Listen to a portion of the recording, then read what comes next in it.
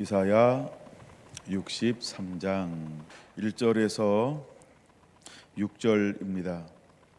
에돔에서 오는 이 누구며 붉은 옷을 입고 보소라에서 오는 이 누구냐? 그의 화려한 의복 큰 능력으로 걷는 이가 누구냐? 그는 나이니 공의를 말하는 이요 구원하는 능력을 가진 이니라. 어찌하여 내 의복이 붉으며 내 옷이 포도즙 틀을 밟는 자 같으냐? 만민 가운데 나와 함께한 자가 없이 내가 홀로 포도즙 틀을 밟았는데 내가 노함으로 말미암아 무리를 밟았고 분함으로 말미암아 짓밟았으므로 그들의 손혈이 내 옷에 튀어 내 의복을 다 더럽혔음이니 이는 내 원수 갚는 날이 내 마음에 있고 내가 구속할 해가 왔으나 내가 본즉 도와주는 자도 없고 붙들어주는 자도 없으므로 이상하게 여겨 내 팔이 나를 구원하며 내 부은이 나를 붙들었음이라. 내가 노함으로 말미암아 만민을 밟았으며 내가 분함으로 말미암아 그들을 취하게 하고 그들의 선혈이 땅에 쏟아지게 하였느니라. 아멘. 이사야 24번째 시간입니다. 소제목으로는 지난번과 같이 땅끝까지 회복될 시온의 영광, 땅끝까지 회복될 시온의 영광 세 번째입니다. 자, 이제 58장부터 계속 우리에게 보여주는 것이 어떻게 하나님은 시온을 회복할 것인가, 이런 가정들을 우리에게 보여주고 있습니다. 시온은 장차 올 새 하늘과 새 땅입니다. 어떻게 하나님께서 이제 마지막을 회복해 갈 것인가, 너무너무 중요한 부분을 이사야 선지자를 통해서 우리에게 보여주고 있습니다. 자, 오늘은 바로 63장을 한번 볼까요? 63장은 먼저 에돔을 소개하고 있다는 거죠. 에돔에서 오는 이 누구며 보소라에서 오는 이 누구냐, 이렇게 말합니다. 보소라는 에돔의 수도라고 말씀을 드렸고, 보소라는 포도나무의 원산지라고 일컬음 할 정도로 굉장히 아주 포도가 유명한 도시입니다. 그래서 하나님이 에돔을 심판한다, 보소라를 심판한다라고 말할 때 선혈이라는 단어를 사용하고 있고, 그다음에 붉은 옷이라는 단어를 사용하고 있고, 그다음에 포도즙 틀이라는 단어를 사용하고 있을 때에 그들은 너무나 잘 이해하고 있다라고 하는 것입니다. 예수님이 비유의 말씀을 할 때 동떨어진 것을 가지고 비유하지 않고 그들 주변에 있는 것을 가지고 비유를 들므로 그 당시 예수님 주변에 있는 사람들이 쉽게 깊은 의미까지도 깨달아 알 수 있었던 것처럼 하나님은 이사야를 통하여서 그 시대의 말씀을 선포하라 말씀하실 때에 알아듣지 못하는 말보다는 그들이 쉽게 알아들을 수 있는 그런 비유의 말씀으로 때로는 수없이 말씀을 전하고 계신다라는 것입니다. 그럼 여기서 말하는 에돔,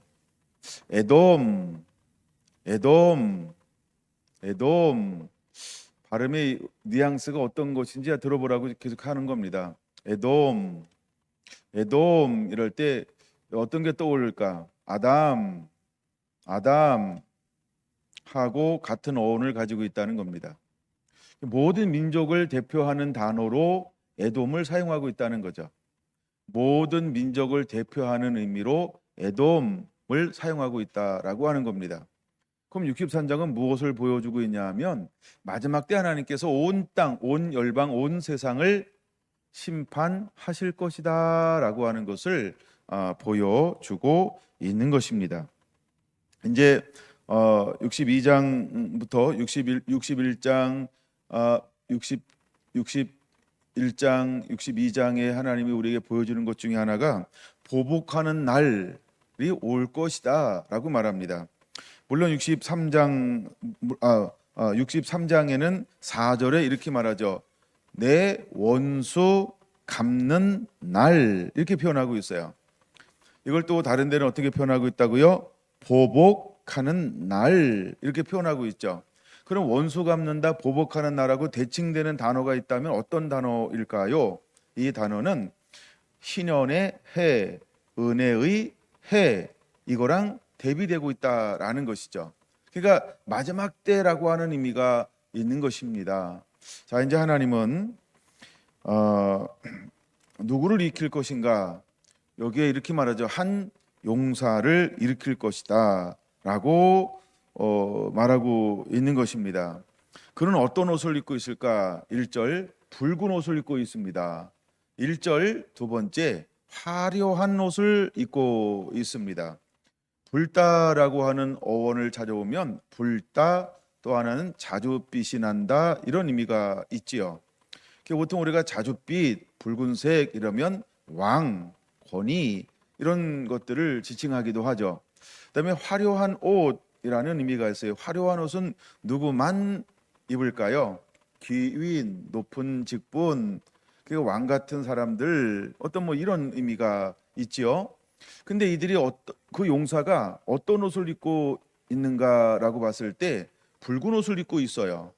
여러분 요한계시록 14장, 17장, 19장에 보면 이제 예수님께서 이 땅에 오실 때에 어떤 옷을 입고 있을까라고 할 때 붉은 옷 또 이런 것도 있죠. 피 묻은 옷 이런 것도 있죠. 그런 것처럼 이분은 우리가 보통 일반적으로 해석할 때는 여호와의 종이라고 보면서 메시아 이렇게 보고 있다는 거죠. 그다음에 이제 마지막 때의 관점으로는 이제 우리에게는 어떤 관점이냐면 마지막 때에 함께 심판할 자 이런 의미가 있어요. 말라기 4장에 말하고 있는 것처럼 함께 나와 심판할 것이요라고 하는 것처럼 또 마태복음에도 분명히 말하죠. 12지파를 향하여 주님이 선포합니다. 나와 함께 심판하게 될 것이다라고 말입니다. 그러면 또 이 시대에는 누가 함께 심판할까요? 하나님의 사람들 이렇게 볼 수 있죠. 우리가 이 사람들을 때로는 도중인, 때로는 신부 이렇게 지칭하고 있다는 겁니다. 그 이제 함께 심판하게 될 거라고 하는 거죠.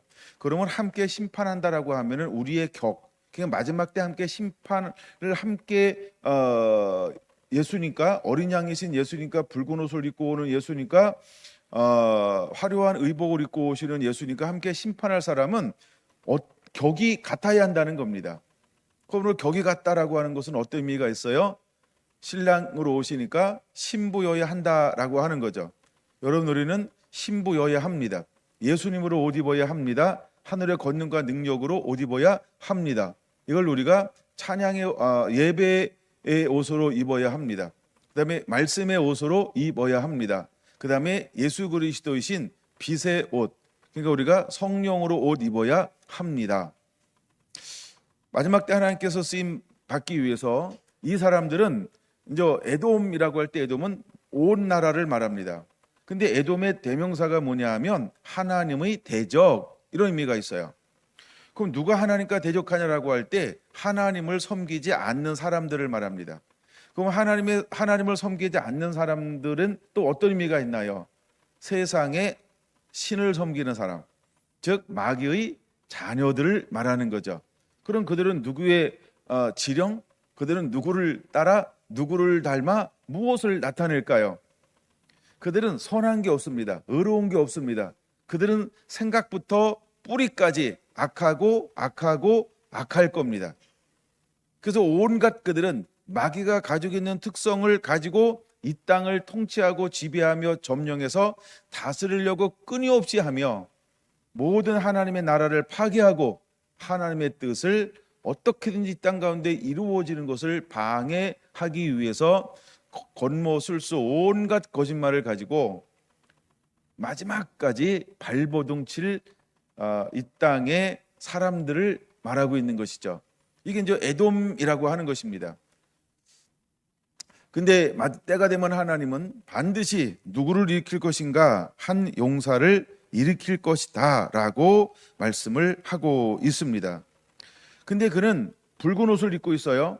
근데 그는 화려한 의복을 있어요. 그는 큰 권능의 걸음걸이로 다가오고 있다라고 하는 거예요. 1절 이렇게 말하죠. 오는 이가 누구냐? 그의 화려한 의복, 큰 권능으로 걷는 이가 누구냐라고 말하고 있습니다. 그러니까 그는 큰 권능의 당당한 걸음걸이를 가지고 온 세상을 향하여 강하고 담대하게 전진하고 있다라고 하는 겁니다. 근데 이 모습을 보면 우리가 이런 걸 유추할 수 있죠. 그는 이기고 또 이기고 또 이기며 당당하게 걸어가고 있다라고 하는 것입니다. 그럼 걷는다라고 하는 건 뭘까? 승리하고 있다라고 하는 거죠. 우리가 깃발을 들고 올라오는 이가 누구냐라고 하는 것처럼. 근데 그가 무엇을 가졌냐는 거예요. 그는 두 가지로 사역을 하고 있다라고 하는 겁니다. 1절 마지막 부분 무엇을 가졌나요? 그는 나이니 이렇게 말합니다. 그는 나이니 우리가 쉽게 이걸 볼 때 여호와의 종 마지막 때 이제 추수꾼들을 말하는 거죠. 신부라고 보는 겁니다. 저는. 근데 이 사람들이 뭘 가졌을까요? 첫째 공의를 말하는 이요 이렇게 말합니다. 공의 그러니까 이걸 간단하게 정의하라는 거예요. 하나님의 말씀입니다. 하나님의 말씀, 하나님의 뜻, 하나님의 나라. 너희는 먼저 하나님 나라와 의를 구하라 라고 할 때 이 공의를 말하며 라고 할 때 또라는 말은 복음이죠. 복음. 이 사람들은 복음을 가지고 있습니다. 근데 공의를 말하는 이요 두 번째 무엇을 가지고 있나요? 구원하는 능력을 가지니 라고 말하고 있습니다. 여러분 이들은 구원하는 능력이 있습니다. 고린도전서 2장 사도 바울은 무엇을 가지고 그 시대에 사역을 했을까요? 그렇죠? 성령의 능력으로 이렇게 말합니다. 나는 말과 지혜로 하지 않고 성령의 나타남과 능력으로 라고 말하고 있습니다. 근데 성령의 나타남과 능력으로 이방 세계를 향하여 즉 어둠 세계를 향하여 즉 사단이 있는 그곳을 향하여 걸어갈 때 그는 죄 사함을 얻어 수많은 사람들에게 하나님의 기업을 누리게 했다라고 하는 것입니다. 이것이 사도행전 20장 24절에 우리에게 26장에 우리에게 분명히 보여주고 있는 거죠. 18절. 하나님이 그를 불렀던 목적이 무엇인가라고 할 때 그는 내 눈을 열어서 어둠에서 빛으로 사탄의 권세에서 하나님에게로 그다음에 제사함을 얻어 하나님의 기업이 무엇인지를 알게 하려 함이니라. 그가 걸어간 길입니다. 그럼 마지막 때 일어날 하나님의 사람들은 구원하는 능력을 가진 구원하는 능력을 가지고 나아가게 될 겁니다. 그럼 1차적으로 이것을 우리가 어떻게 봐야 되는가? 하나님의 말씀과 성령인 것입니다. 이 사람은 하나님의 말씀과 성령을 가지고 나아갑니다. 그럼 여러분 마지막 때에 우리가 무엇으로 겸비한 자가 되어야 할까요? 다른 건 아닙니다. 우리는 전신갑주를 입어야 합니다. 우리는 성령의 검을 가져야 합니다. 성령의 검 곧 하나님의 말씀을 가지라. 근데 말씀인데 성령의 검이래요. 그러면 성령님이 오셔서 하는 일이 무엇인가? 진리의 성령이 오시면 너희를 모든 진리 가운데로 인도하는데 이미 우리에게 보였던 모든 진리를 그 속에 숨어져 있는 복음의 비밀을 우리에게 그 진리의 성령이 오시면 우리에게 눈을 열어서 그것을 깨닫고 보게 할 거라는 것입니다. 더 나아가 그는 장래에 될 것까지도 우리에게 가르쳐 주시고 보여주시고 인도하여 줄 거라고 하는 것입니다. 그러므로는 반드시 보혜사 성령의 인도함을 받는 자들이 되어야 하는 것입니다. 여러분 마지막 때 우리가 무엇으로 겸비한 자가 되어야 할까? 제가 옛날에 많이 붙잡았던 말씀이 사도행전 10장 38절이었어요. 하나님은 예수님에게 성령과 능력을 기름 붓듯 하셔서 쓰시고 사용하셨다라고 하는 겁니다. 그러니까 예수님의 사역의 비결은 어디 있느냐라고 할 때 첫째 말씀이요, 둘째 성령의 인도함이었다라고 하는 겁니다. 근데 말씀과 성령을 가지고 나갈 때 가는 곳들마다 강력한 하나님의 역사가 일어나 수많은 사람들이 어찌할꼬 하며 빛 가운데로 회개하고 돌아오는 놀라운 역사들이 우후죽순 일어나기 시작했다는 것입니다. 그럼 마지막 때 사역자들은 무엇이 필요할까? 이것은 예수님께서 12사도를 파송할 때 무엇을 겸비하고 파송하게 하는지가 저는 답이라고 생각이 드는 겁니다. 첫째, 부활하신 예수님은 제자들과 함께 했습니다. 그리고 그들을 모든 걸 다듬고 훈련하고 준비했습니다. 그리고 그들을 충분히 양육했습니다. 그리고 그들은 이미 갓길로 갔다가 다시 돌아왔습니다. 낮아짐과 깨어짐이 있습니다.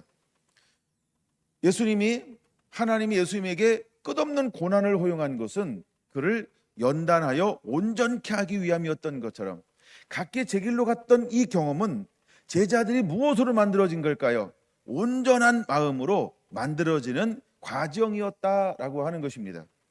야고보서 1장 2절에서 4절 말하는 것처럼 믿음의 시련이 왔을 때 이는 온전히 구비하고 조금도 부족함이 없게 하려 함이니라 라고 말씀하시는 것처럼, 제자들은 그 상하고 깨어짐을 통하여서 이제 마음껏 하나님의 손에 붙들려 쓰임받기 위해 온전히 구비하여 조금도 부족함이 없는 상태로의 1차적 준비가 되었다라고 하는 겁니다.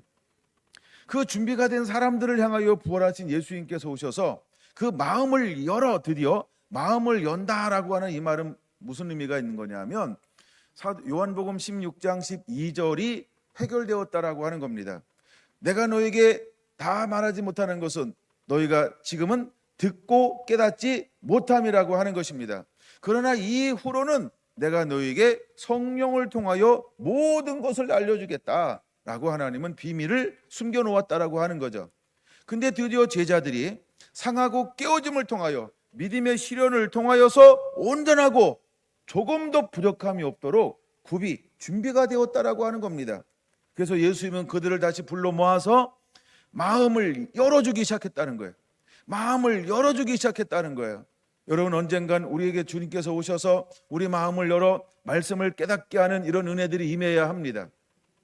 여러분, 그게 두 종류의 사람이 있다라고 이야기할 수 있습니다. 첫째는 하나님이 직접 계시를 주는 사람이 있어요. 두 번째 사람은 디모데처럼 할머니와 어머니로부터 배움을 통하여 어떤 걸 겸비했어요? 거리없는 믿음을 겸비한 사람이 있다. 우리가 뭐 이렇게 볼 수 있겠죠. 근데 대부분 하나님이 쓰였던 구약의 선지자들은 배워서 쓰임받은 사람일까요? 하나님이 찜해서 짱 하고 주신 사람일까요? 그렇죠? 찜해서 짱 하고 주신 사람. 그러니까 첫째, 우리가 하나님 앞에 쓰임받기 위해서 마지막 때에 어떤 은혜들이 우리에게 임해야 할까? 여러분, 이런 은혜가 임해야 할 줄로 믿습니다. 이런 사람들은 강력합니다. 이런 사람들은 실패를 잘 안 합니다. 왜 그럴까요? 주님이 찜했기 때문입니다. 주님이 뜨거운 사랑을 부어주기 때문입니다. 네, 주님이 항상 그를 보호하고 인도하기 때문에 그렇습니다. 여러분들은 마음에 하나님의 사랑에 부음받은 경험을 가지고 있는 자가 되어야 합니다. 열린 하늘의 문을 가지고 있는 자가 되어야 할 줄로 믿습니다. 할렐루야. 그러니까 대부분 하나님께서 쓰셨던 시대적 사람들은 어떤 사람이냐면 하나님이 직접 타치한 사람들이라고 하는 것입니다. 여러분, 사도 바울은 대표적인 것이 저는 갈라디아서 1장 12절 13절이라고 보는 거죠. 내가 사람에게서 받은 것도 아니고 배운 것도 아니고 하나님이 직접 오셔서 무엇으로 그를 가르쳐주고 인도하고 양육하고 훈련하고 파송하고 있는 걸까요? 성령이 오셔서 계시로 알게 하고 있다라고 하는 겁니다. 그러므로 사랑하는 성도나 성도 여러분, 여러분은 무엇을 사모하는 자가 되어야 할까요? 계시적 은혜를 사모하시기 바랍니다. 주여 내게 오셔서 말씀으로 인을 쳐 주시옵소서. 여러분, 사도 바울처럼 또한 수많은 하나님이 계시의 영을 부어주는 사람들처럼, 그 다음에 구약의 모든 선지자들의 공통점인 것처럼 우리는 계시적 사람이어야 한다라고 하는 겁니다. 제가 요즘 이제 기도를 살짝 공부하고 있는데, 근데 그 기도하는 걸 딱 봤을 때 이런 마음이 들었어요. 아하, 사도 바울의 18번지가 뭔가? 이걸 제가 18번지라고 잠깐 생각을 했어요. 뭐 잘 모르면 그냥 따라서 해도 될 것 같은데 사도 바울은 18번지구나. 뭐가 18번지냐 이거예요. 간단하게 말하면 이겁니다. 주여 내게 지혜와 계시의 영을 부으사 하나님을 아는 자가 되게 하여 주옵소서. 사도 바울은 이렇게 기도하기를 18번지처럼 기도했다는 겁니다. 수많은 교회를 향하여 기도할 때 사도 바울은 그 모든 교회가 어떤 토대 위에 세워지기를 그렇게도 원하고 또 원했을까? 여러분, 사도 바울이 어떻게 만들어졌어요? 사도 바울은 가말리엘 문화에서 배운 것을 가지고 나가 복음을 증거하지 못했습니다. 그걸로 하지 않았습니다. 왜 그럴까요? 그냥 영으로 아는 겁니다. 야, 지식 가지고 안 되는구나. 학문 가지고 안 되는구나. 학벌 가지고 안 되는구나. 최고의 지식, 논리, 철학 뭐 이거 가지고 안 되는구나. 그냥 아는 거였어요. 그래서 그는 뭐라고 말합니까? 내가 말로 하지 아니하고 내가 지혜로 하지 아니하고 뭘로 한다 그랬어요? 성령의 나타남과 능력. 그럼 왜 이렇게 고백했을까요? 그냥 영으로 아는 겁니다. 그래서 그는 모든 교회들을 향하여 18번지처럼 기도하는 게 있었다라고 하는 겁니다. 주여 모든 교회 모든 성도들에게 지혜와 계시의 영을 부어 주시옵소서. 그럼 이 시대를 살아가며 다시 오실 주님을 맞이하고 대부분과 대추수의 주역으로 쓰임받기 위해서 우리는 어떤 은혜들이 임해야 할까요? 지혜와 계시의 영이 임해야 한다는 겁니다. 여러분, 사람에게 배운 것은 디모데처럼 쓰임받을 수 있습니다. 두 번째는, 그러나 더 좋은 게 뭘까? 하나님이 우리에게 계시의 영을 부어주는 겁니다. 여러분, 먼저 우리가 계시의 영을 받는 자가 되기를 원합니다. 그게 사도 바울의 특징이었다라고 하는 거예요. 그러니까 저는 이것을 사도 바울의 18번지 이렇게 부를 수 있다라고 하는 것입니다. 여러분, 하나님은 어떻게 즐겨 일하기를 원하실까요? 하나님은 직접 그에게 부르셔서 하나님의 성령을 부어서 하나님의 말씀을 계속해서 여러분 이렇게 누굴 통해서 전달하는 것이 아니고 직접 하나님의 신부에게, 직접 두 증인에게 직접 라인을 형성해서 그 영에 직접 말씀하고 싶어 하시는 분. 할렐루야.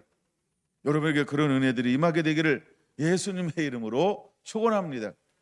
여러분들은 63장 1절을 읽을 때 가인이 마지막 때 승리하고 또 이기고 또 정복하고 또 다스리며 모든 것을 추수하고 하나님의 공의 심판할 사람이 누군가라고 봤을 때 무엇을 가렸다고요? 이는 누구냐는 거예요. 이는 누구냐? 그는 나인이 뭘 가렸다고요? 첫째, 공의를 말하는 이요. 둘째, 구원하는 능력을 가진 이니라 라고 말하고 있다는 거예요. 그러니까 공의를 말하고 구원하는 능력은 어디로부터 와야 되느냐? 지혜와 계시로부터 와야 한다는 것입니다. 즉 하나님께서 우리에게 그 은혜를 부어 주어야 한다는 것입니다. 이건 배워서 하는 것은 한계가 있다라고 하는 것입니다. 여러분, 배우지 말고 하나님께 직접 이 은혜를 부어주는 자가 되어야 합니다. 이 말이 무슨 의미가 있는지 아세요? 굉장히 설레이는 겁니다. 하나님은 이것을 모든 사람들에게 부어주고 싶다. 저는 이런 마음이 들었어요. 그렇구나. 그럼 여러분들은 무엇을 삼아야 될까요? 주여 내게 지혜와 계시의 영을 부으사 하나님을 아는 자가 되게 하여 주옵소서. 모든 지혜와 총명으로 나를 충만하게 하여 주시사 하나님을 아는 자가 되게 하여 주시옵소서. 여러분, 우리가 이렇게 사모하고 반드시 은혜를 받는 자가 되기를 예수님의 이름으로 축원을 드립니다. 근데 마지막 때에 하나님께서 온 열방 에돔을 통치하고 다스리고 심판할 때 어떤 사람을 쓰실 것인가라고 말할 때 하나님은 공의를 말하는 자, 그 다음에 구원하는 능력을 가진 자, 이를 통하여 하나님께서 일하시겠다는 겁니다. 여러분, 우리가 매일매일 기도하세요. 여러분, 매일매일 이 두 가지를 놓고 기도하세요. 그래서 마지막 때 이것을 사모하고 갈망하고 또 부르짖는 자를 하나님은 기다리고 있습니다. 하나님은 오래 참으실 수 있습니다. 그러나 끝까지 안 주시지는 않을 겁니다. 할렐루야. 기도하시기 바랍니다. 반드시 주실 것입니다. 우리가 나가서 복음을 증거할 때 그냥 그 상황에 맞는 말씀을 전하여 심령을 쪼개고 변화시킬 수 있는 그 살아 역사하는 하나님의 말씀이 우리 입에 넣어주기를 하나님은 원하신다라고 하는 것입니다.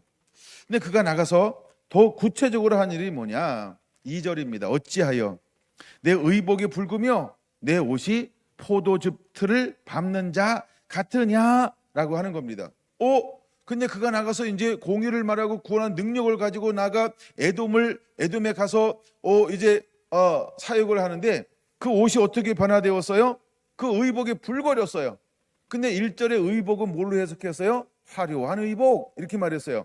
그 다음에 내 옷은 뭐라고 했어요? 붉은 옷이라고 말했어요. 근데 이걸 이제는 2절에는 뒤바꿨어요. 그렇죠. 1절하고는 뭔가 이렇게 교차법으로 기록됐죠. 내 의복은 붉으며 내 옷이 포도주 틀을 밟는 자 같으냐라고 하는 겁니다. 여러분, 이것은 무엇을 말하는 걸까요? 전투를 말합니다. 치열한 전투를 말합니다. 두 번째, 이것은 심판을 말합니다. 심판을 말하는 것입니다. 이걸 한마디로 표현하면 뭘까요? 하나님은 모든 대적을 진멸할 것이다를 말하고 있는 것입니다.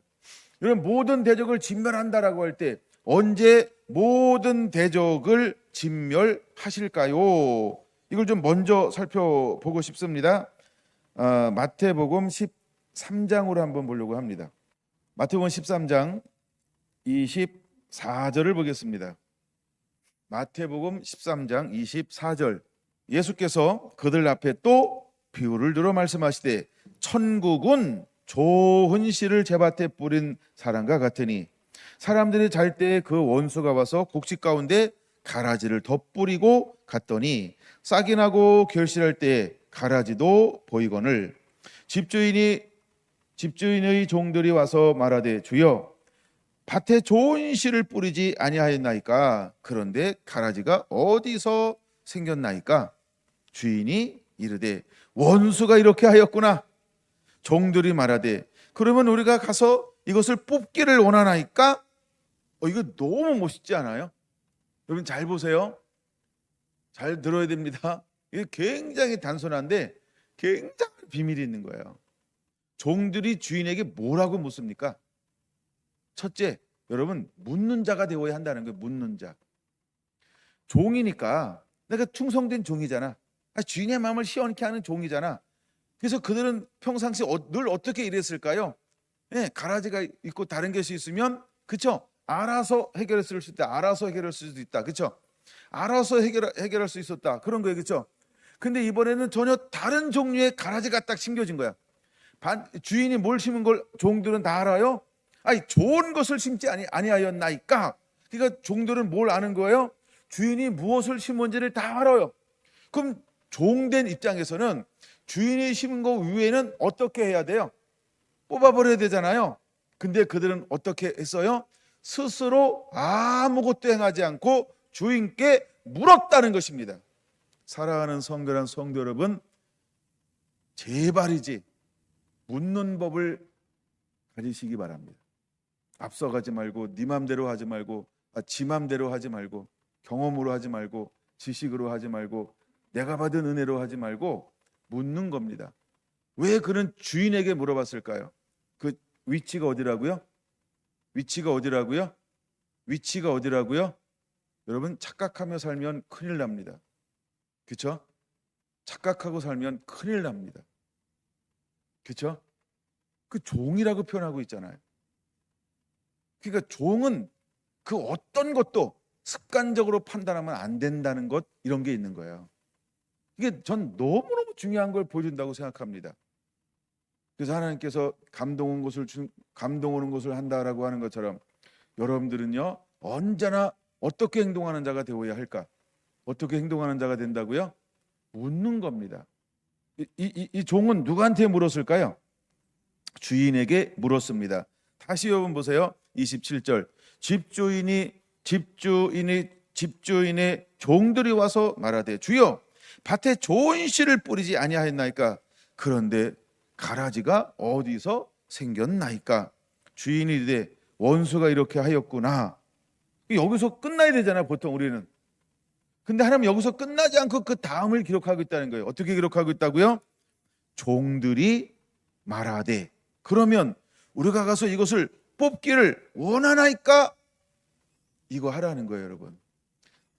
아담과 하와가 왜 사단에게 무너졌을까요? 묻지 않아서. 왜 무너졌다고요? 묻지 않아서. 하나님과 얼마나 친밀한데, 야, 이건 우리가 알아서요. 왜? 친밀하니까. 사랑받는 존재니까. 귀중한 존재니까. 보배 같은 존재니까. 영화로운 존재니까. 야, 이 정도는 우리가 알아서 해야지. 하나님 얼마나 바쁜데 하나님께 이런 것까지도 묻냐? 야, 이건 우리끼리 알아서 하자. 우리 손에서 해결하자. 여러분, 사단을 이기는 방법이 뭘까? 사단 이기는 방법 빼고 하나님을 가장 기쁘게 하는 방법이 뭘까? 묻는 겁니다. 뭐 하는 거라고요? 묻는 거라는 겁니다. 묻는 겁니다, 여러분. 이거 꼭 배우시기 바랍니다. 그냥 자꾸 물으세요. 아멘. 묻는 게 최고입니다. 숨기지 마시고 가리지 마시고 앞서가지 마시고 묻는 것입니다. 저 이걸 읽을 때 이번에는 그 단어가 굉장히 제 마음속에 다가왔어요. 여러분, 마지막 우리가 더 섬세한 사역을 들어가면 들어갈수록 우리는 철저하게 내 걸 전부 내려놓을 수 있어야 돼요. 내 걸 전부 내려놓을 수 있어야 돼요. 예수님이 흠도 없고 점도 없이 사역할 수 있는 비결이 어디에 있었을까? 아니, 하나님이 예수님을 기뻐하는 이유가 어디에 있었을까? 이게 요한복음 8장 28절 29절이라는 거예요. 스스로 아무것도 행하지 아니함으로 하나님이 나를 기뻐하셨다는 거예요. 이게 예수님의 사역의 비결이에요. 여러분, 예수님의 능력이 없습니까? 그렇죠? 여러분, 예수님이 어떤 위치인지 다 알잖아요. 그렇죠? 그런 분임에도 불구하고 그는 뭘 안 하셨어요? 묻고 행하지 않은 것이 아무것도 없다는 거예요. 내가 먼저 행한 것이 아무것도 없다는 거예요.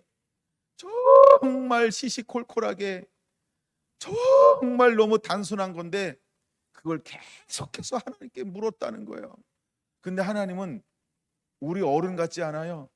그 시시콜콜한 또 예수님께서 와서 묻잖아요. 그 하나님은요, 야, 그건 네가 알아서 해. 야, 그건 네가 알아서 해. 야, 그건 네가 알아서 해. 이렇게 반응한 적이 없다는 거예요. 그렇죠? 어떻게 했다는 거예요? 묻는 것마다 하나님은 뭘 줬어요? 답을 주었다는 거예요. 근데 어떤 건 하나님이 답을 안 줘요. 그럼 예수님은 행동했을까요? 기다렸을까요? 그걸 배우세요, 여러분.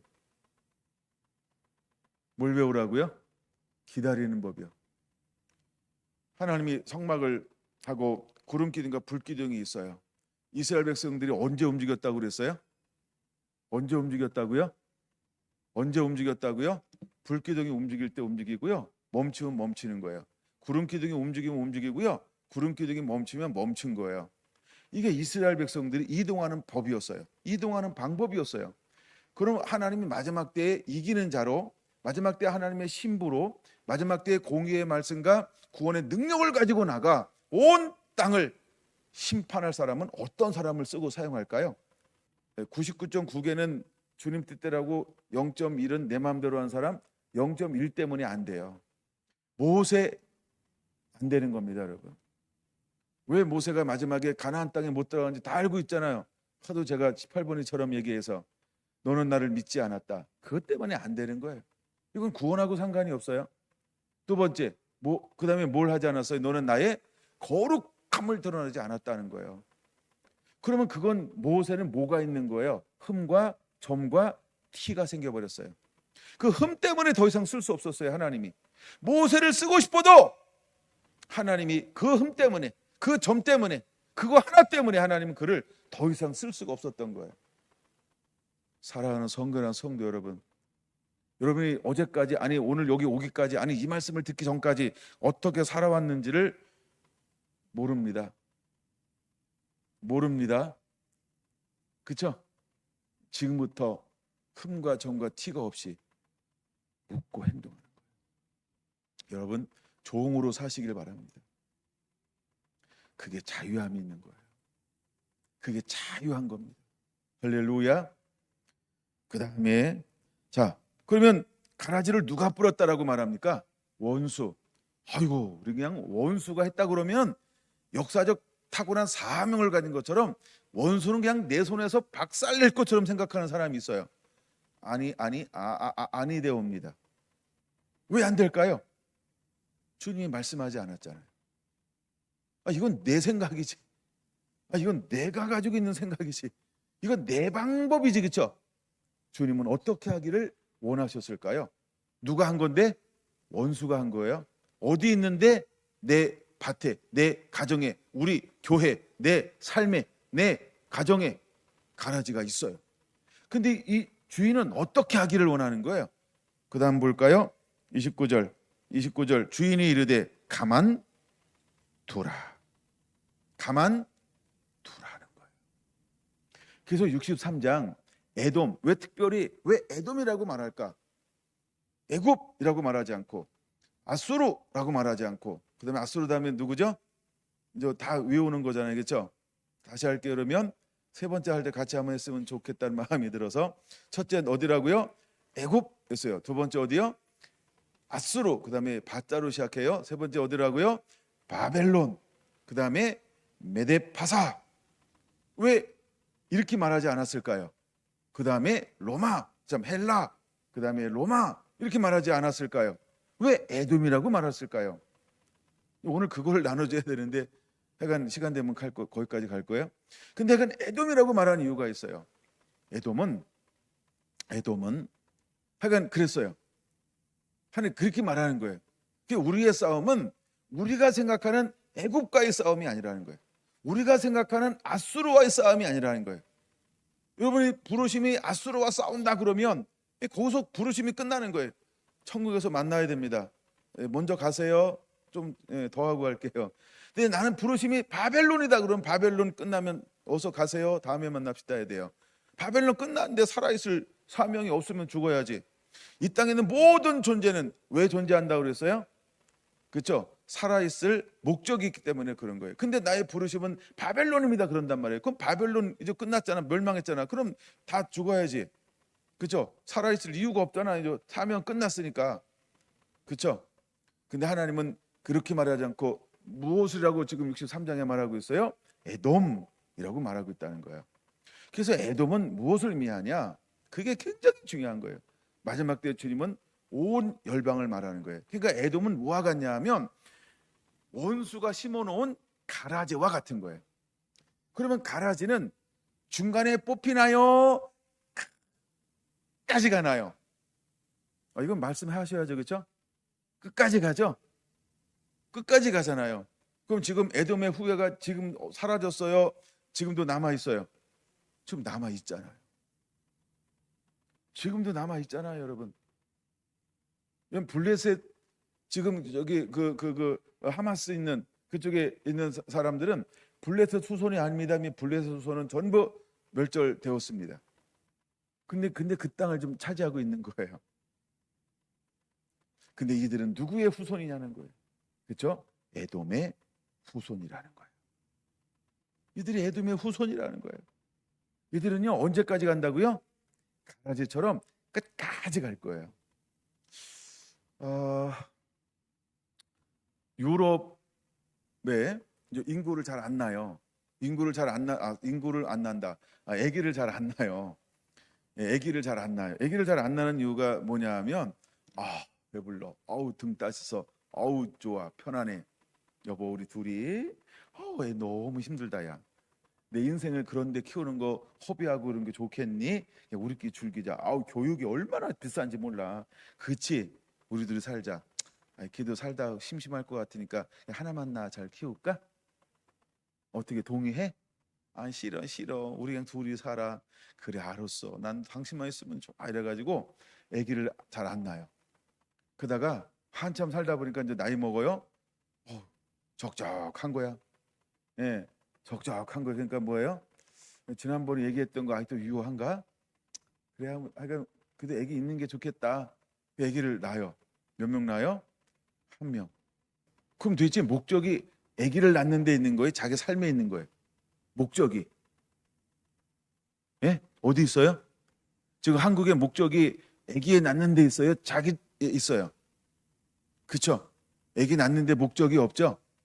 아기 낳는데 목적이 없죠. 우리 박성자 집사님을 축복합니다. 왜 축복하냐 하면 하나님은 우리에게 뭘 하라고 말씀했을까요? 하나님이 이거를 취소한 적이 있을까요? 생육하고 번성하라. 생육하고 번성하라. 이거 취소한 적이 있나요? 취소한 적이 있나요? 취소한 적이 없죠. 근데 왜 우리는 스스로 산하 제한을 하기 시작했을까요? 왜 우리는 그런 세상의 문화가 교회 안에까지 들어왔고 교회 안에 있는 사람들도 자동적으로 이것이 멈췄거나 소멸된 마치 하나님의 계명처럼 이제 어떻게 살길 원해요? 우리 둘이 살자. 무슨 결혼이니 그냥 우리 결혼도 하지 말고 이렇게 살아. 이게 오늘날 문화, 새로운 문화 트렌드로 자리 잡고 있습니다. 살아도 뭐 하기 시작합니까? 계획적 임신 뭐 이런 거 합니다. 음에 40이 넘었어요. 이때 이제 아까 이제 그런 것처럼 유럽처럼 생각하기 시작하는 거예요. 이제 죽일 만큼 죽이고 살 만큼 살다 보니까 적적함을 느껴요. 그러니까 그때서의 피로를 막 느껴요. 막 이렇게 해서 이제 아기를 낳기 시작을 해요. 점점 인구는 줄어들어요. 땅은 그대로인데. 하여간 여기까지만 오고 다 넘어갈게요. 그래서 그들이 땅은 넓고 사람은 점점 줄어드니까 무엇을 받아들이기 시작하나요? 이민자. 그 이민 정책을 쓰는 거예요. 왜? 그들은 부유하게 살아요. 넉넉하게 살아요. 너무 부유함을 누려요. 근데 뭐가 부족해요? 일손이 부족해요. 그걸 우리가 어떤 일이라고 그래요? 3D라고 그래요. 그렇죠? 예, 어렵고 힘든 거. 이런 거 잘 하려고 그래요? 안 하려고 그래요? 이미 한국도 그렇잖아요. 그렇죠? 그러니까 누구를 암암리에 불법으로 합법으로 받아들여요. 제3세계 사람들을 받아들여요. 근데 유럽의 제3세계 사람들이 어디서 대부분 올까요? 중동권에서 오는 거예요. 이걸 아랍권이라고 말합니다. 근데 그들은 어떤 종교를 가졌어요? 아합만 나쁜 사람이었을까요? 오늘날 각 나라의 대통령도 총리도 좋은 사람이에요? 나쁜 사람이에요? 그렇죠? 그러면 그 사람들을 받아들였어요? 그들을 막 받아들였어요? 근데 그들은 산하 제한 하나에 안 하나요? 안 합니다. 부인도 하나가 아니고 막 몇 명씩 둘 수 있어요? 여러 명 둘 수 있습니다. 보통 우리가 4명이라고 많이 알고 있죠? 네, 그런 거예요. 그러니까 4명에 1명만 나도 4명이고요. 2명만 나도 8명이고요. 좀 더 아차 아우 너무 뜨거웠나 봐 이래가지고 더 나면 막 10명 넘고요. 또 결혼했는데 야 얘가 꼴 보기 싫어. 야 너 가. 이혼했어요. 그럼 또 한 자리 비잖아요. 시간 되면 예쁜 애들랑 결혼해줘. 이러면 또 어떻게 해요? 돈 많으면 또 결혼해요. 그냥 결혼했으니까 또 뭘 가지려고 그래요? 여러분 거기는요 계속 뭘 하고 있어요? 계속 뭘 하고 있어요? 그렇죠. 생육하고 번성하고. 근데 걔네들이 회심하는 거 잘 봤어요? 회심 잘 안 합니다. 그들은 이미 뭐가 그 안에 들어가 있어요? 그들이 가지고 있는 거 잘 안 바꿉니다. 물론 바꾸기도 합니다. 근데 잘 안 바꿉니다. 그들은 소수일 때는 아무 문제가 없습니다. 그러나 20% 이상 넘기 시작하면 그들은요 뭉치기 시작합니다. 뭉치기 시작합니다. 그리고 25%에서 30% 되잖아요. 그들은 자기의 숨어있는 정체성을 드러내기 시작합니다. 지금 유럽이 그 정체성을 드러내는 사람들 때문에 골머리를 앓고 있습니다. 사단이 이렇게 잠식해 가기 시작을 한 거예요. 이미 한국도 그렇게 돼가고 있는 거죠. 그러니까 교회는 끊임없이 무엇을 해야 할까요? 혜진아, 가능성 있는 사람들 이름 불러야 돼. 이제 우리는 무엇을 해야 할까요? 여러분 우리는요 낳고 해야 한다는 겁니다. 실제로 교회 안에서 이 장려 운동을 굉장히 많이 하는 교회들이 많아요. 그거 위에 다른 방법이 없다. 이건 다른 걸로 대체할 수 없잖아요. 여러분 강아지로 대체할 거예요? 고양이로 대체할 거예요? 뭔 그렇게 끔찍하게 사랑해요? 예? 아니 뭔 강아지를 그렇게 끔찍하게 사랑하고 뭔 고양이를 그렇게 끔찍하게 사랑해요? 예? 여러분 그거 하나님이 원하는 거 아닌 거 아시죠? 예? 그를 막대하라 뭐 이런 거 아니에요. 학대하라 이런 게 아닙니다. 근데 여러분 강아지 키우고 고양이 키우는데 애보다 더 많이 들어간다. 그거 거룩한 사치일까요? 나쁜 사치일까요? 회개하셔야 돼요, 여러분. 이상한 얘기 하나 합니다. 강아지를 키우는 목사님들이 왜 이렇게 많니? 설교 시간에 누구 얘기해요? 강아지가 누구보다 낫다는 얘기를 굉장히들 많이 합니다. 강아지 얘기 얼마나 많이 하는지 몰라요. 여러분, 왜 제가 강아지 얘기 안 하는지 아세요? 강아지를 안 키워서. 예. 뭐 사람은 들어가도 반겨주지 않는데, 예. 강아지만 들어가면 그렇게 꼬리를 흔들며 반겨주는데 그렇게 좋을 수가 없대. 그러니 여러분, 이걸 여기서 서서 이렇게 하니까 성도들이 뭘 키울까요? 나도 키워볼까? 막 그 설교에 뭐 은혜 받고 도전 받고 막 이런 데니까 가서 애기 낳을까? 이거는 도전 잘 안 받아. 근데 강아지 키울까? 왜? 집에 들어갔더니 날 잘 안 반겨줘. 그걸 인간아 이렇게 부르는 거잖아요, 그렇죠? 여러분, 집에 들어가면 반겨주셔야 합니다. 꼬리를 흔들고 눈을 치켜 뜨고 입꼬리를 살짝 올려서, 그렇죠? 다녀왔어요. 막 이러고 꼬리를 흔들어야 합니다, 여러분. 아주 가정 세미나도 하니까 한번 해봤어요. 너무나 많은 사람들이 애완동물의 위로를 받고 마음을 주고 정을 줘요. 제가 어떤 목사님이 키우던 강아지가 죽었어요. 오래도 살더라고요. 근데요, 성도가 돌아가신 것보다 더 슬퍼하는 걸 봤어요. 아닙니다. 그건 아닙니다. 그리고 그 슬픔이요, 한 달간인 거로 끝난다고요? 아닙니다. 뭘 그 슬픔이 몇 년씩 가니? 그거 죄입니다, 여러분. 예? 왜요? 마음이 나눠졌잖아요. 성도를 그렇게 사랑해봐라. 영혼을 그렇게 사랑해봐라. 그쵸? 하나님이 그거 싫어하는 겁니다, 여러분. 마음을 나누고 있잖아요. 마음을 나누는 겁니다. 지금 에돔 이야기하다가 이런 게 나오는 거예요. 근데 실제로 이슬람은 실제로 지금 그렇게 하고 있어요. 여러분, 한국도 계속해서 여러 가지 방법으로 계속 이슬람 사람들이 들어오고 있습니다. 예, 우리 권사님 앞에도 거기 모임 단지가 있잖아요. 모임한 데가 있어요, 지하에. 대구에는 지금 그 모스크를 져요. 하나둘 우회둥둥 막 이것을 해서 돌파되잖아요. 얘들은 가라지와 같이 못 뽑습니다, 여러분. 심는 건 좋다니까.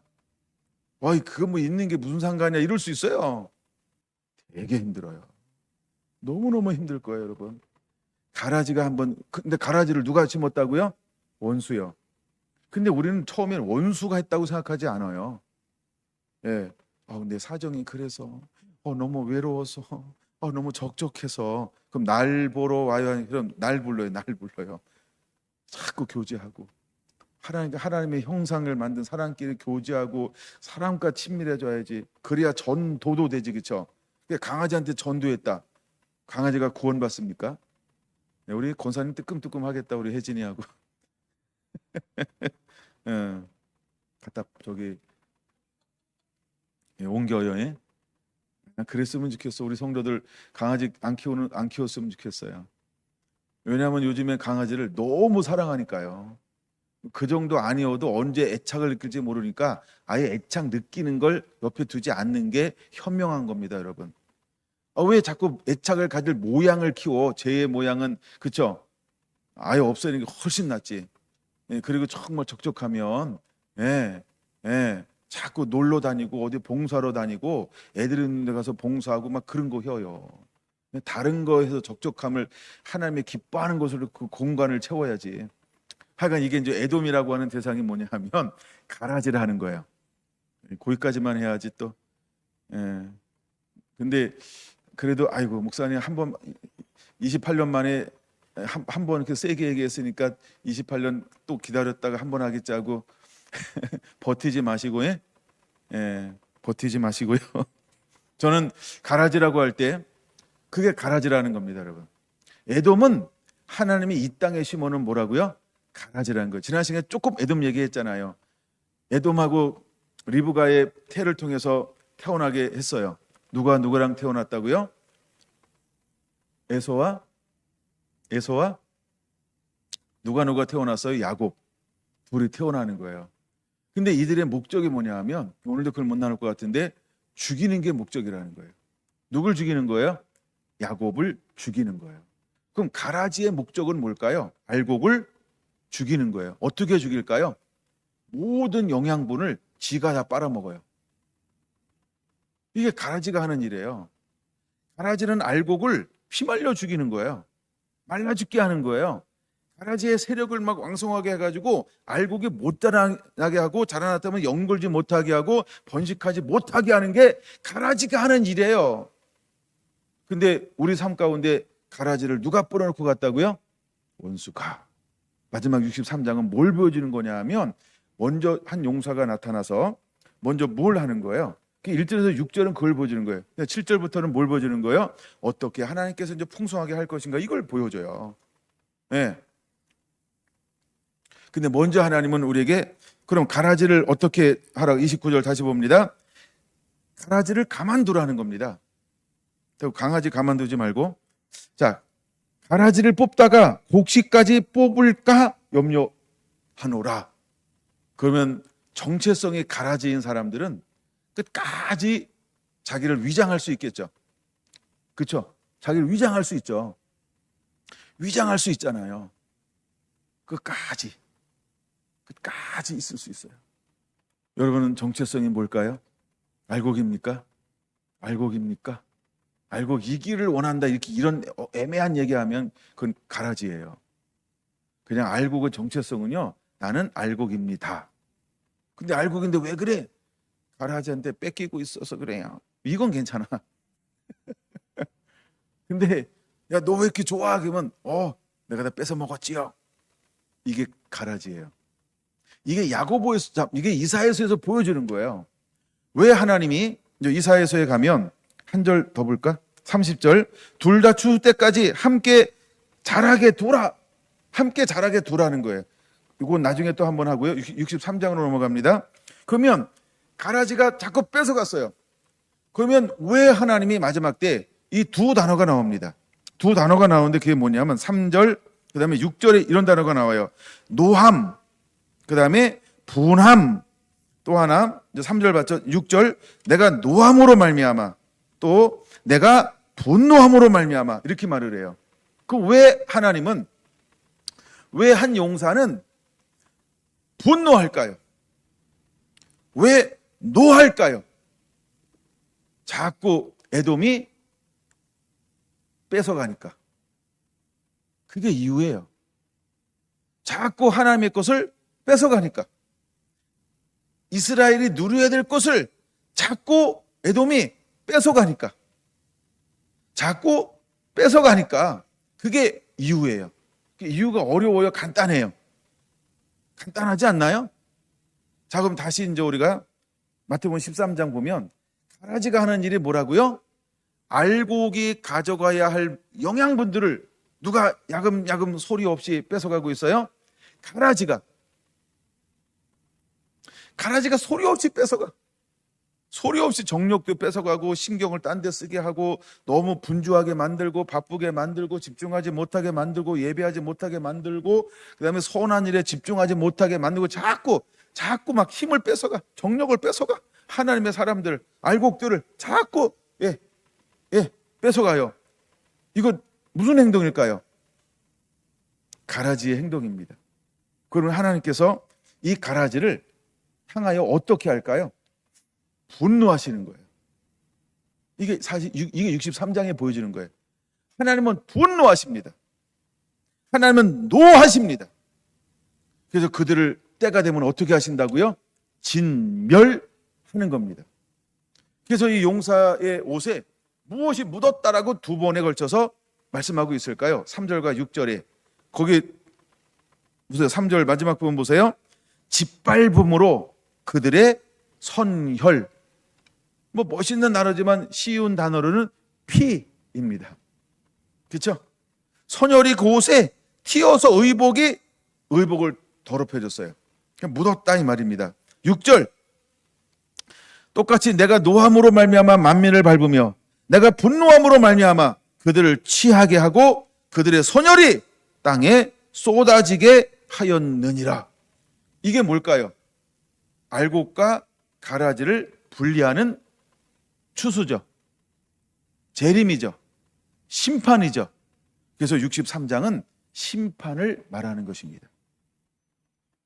마지막 때 하나님께서는 에돔이라고 지칭하는 모든 하나님의 사람들, 하나님의 교회, 하나님의 나라를 계속해서 뺏어가는 이 존재에 대해서 하나님은 마지막에 뭘 바라실 것이다?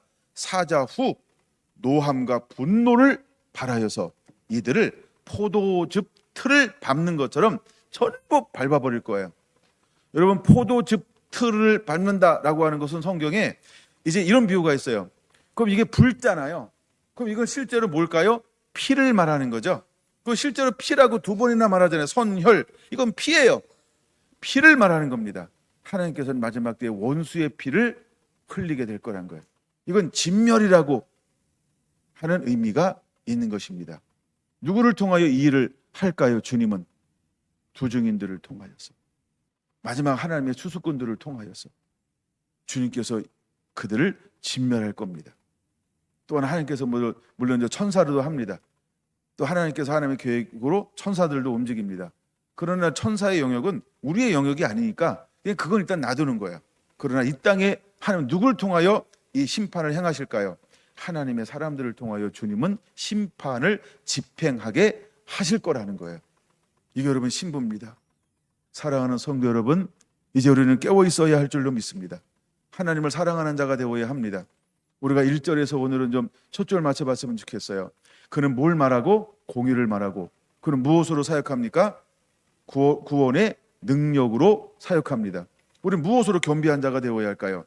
하나님의 말씀과 하나님의 성령으로 겸비한 자가 되어야 합니다. 우야등등 마지막 때 하나님께서 쓰시고 찾는 사람들은 이 두 가지를 겸비한 사람이라고 하는 것을 사랑하는 성도 여러분 잊지 않게 되기를 예수님의 이름으로 소원합니다. 아멘. 이사야서의 말씀은 이 좀 우리가 전에 듣지 않고 표현하지 않는 제가 단어를 좀 많이 사용하고 있어요. 예. 그래서 어떻게 보면 쓸지도 모르고 어쩌면 좀 강할지도 몰라요. 그러나 이사야를 통해서 우리에게 주고자 하는 아버지의 마음은요, 결국 톤이 낮지 않다는 거예요. 그리고 반드시 마지막 때의 사람들은 이 계시를 들을 수 있어야 합니다. 사랑하는 성도 여러분, 들을 수 있는 귀가 열리게 되길 바랍니다. 여러분, 듣는 자가 되어야 합니다. 우리가 하나님의 말씀을 듣지 못하면 아무것도 아닙니다. 우리가 시작이 뭐예요? 하나님의 말씀을 들음으로 믿음이 만들어져요. 근데 듣지 못하면 뭐가 없는 거예요? 믿음이 없는 겁니다. 믿음이 없으면 세상을 이길 수가 없습니다. 믿음이 없으면 하나님을 기쁘시게 할 수도 없습니다. 그러니까 아무것도 아니라는 거예요. 아무것도 아니라는 거예요. 뭐 하지 않으면, 듣지 못하면. 그러므로 여러분, 듣는 귀가 있어야 합니다. 반드시 들을 줄 알아야 한다는 거예요. 아멘. 그래서 들을 줄 아는 사람이 나눠줄 수 있는 게 뭘까요? 안약을 나눠줄 수 있는 거예요. 뭘 나눠줘? 듣는 것도 나도 못 듣는데, 그렇죠? 그거를 뭐 플라시보, 가짜약, 아무 효험이 없는 걸 나눠줘도 병은 날 수 있어요. 그러나 어디는 못 갈까요? 천국은 못 갑니다. 주님의 기쁨은 될 수 없습니다. 사랑하는 여러분, 이제 이미 우리는 이사야서를 한번 묵상으로 끝났어요. 이걸 제가 목회하면서 언제 또다시 묵상하자 이렇게 할지는 몰라요. 그렇죠? 언제 다룰지 몰라요. 어쩌면 뭐 이렇게 이제 저 여러분 가만히 보면 제가 늘 같은 성경을 안 다루고, 그렇죠? 계속 신약 같다 구약 같다 이걸 다른 걸 막 다루잖아요. 이번에 제가 공개적으로 아가서를 다루는데 아가서도 몇 년 만에 다루는지 몰라요. 예, 저희 교회에서. 물론 지난번에 새로 등록하시고 이런 분이 있어서 한번 세미나하고 막 이런 것이 있었어요. 근데 제가 유튜브에 올리는 설교가 하나도 없어가지고 한번 유튜브에 한번 올려보자 뭐 이런 마음도 있었어요. 그러나 제가 1장 1절 뭐 2절 뭐 3절 뭐 우리는 이걸 다룰 수가 없잖아요. 그건 여러분들이 이미 책을 보고 공부하면 되는 거고, 그냥 그 위에 있는 걸 저는 다뤄주고 싶었던 거예요. 그 이사야를 우리가 또다시 한번 다룰 때 제가 언제 다룰지 몰라요. 그러나 여러분들이 또다시 이사야를 통하여서 하나님의 음성을 반드시 듣고 우리가 이렇게 겸비하고 준비하는 그런 은혜는 임하게 되기를 예수님의 이름으로 축원을 드립니다. 이사야는 다 묵상을 했지만 제가 이제 이사야 63장, 64장, 65장, 66장은 좀 더 이렇게 읽어 나가면서 이제 은혜 주는 거를 중심으로 해서 말씀을 좀 다루어야 되겠다. 그리고 여기 끝나면 그 다음에 이제 또 이제 2024년이 시작이 되니까 어떤 것으로 말씀을 나눌까 기도는 하고 있습니다. 근데 아직 온 거는 없고 그냥 몇 개 이렇게 운을 띄우는 건 있고 또 뭐 지난번에도 뭘 나눴으면 좋겠다 이런 것도 있었는데 어쨌든 타이밍이 막 안 되고 말이니까 또 이것도 있는데 또 다시 줘야 돼요. 이런 거 한번 나누길 원하는 감동을 줄 때 또 그런 주제를 나누게 될 것인데 그 전까지는 이사야를 좀 더 다루어야 되겠다라고 지금 그 생각합니다. 왜? 이게 너무 중요하니까. 이걸 이번에 안 다루고 가면 제가 언제 또 다룰지 몰라요. 그러니까 이번에 좀 더 다루고 또 하나님께서 은혜 주시는 것을 함께 다루려고 합니다. 여러분들을 축복합니다. 기도하겠습니다.